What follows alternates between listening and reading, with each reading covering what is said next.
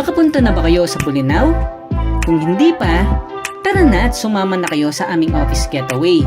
At pupuntahan natin ang lugar na kung saan merong white sand beach, magagandang rock formation, ang pinagmamalaki nilang Cape Lighthouse, ang kanilang mga falls, Enchanted Cave, at Balingasi River.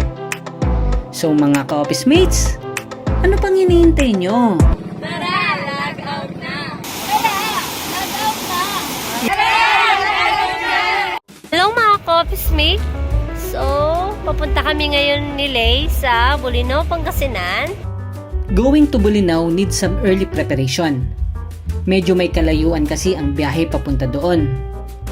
It is located in the northern part ng Pangasinan, west coast of Luzon. Kaya kung manggagaling kayo ng Manila, it will take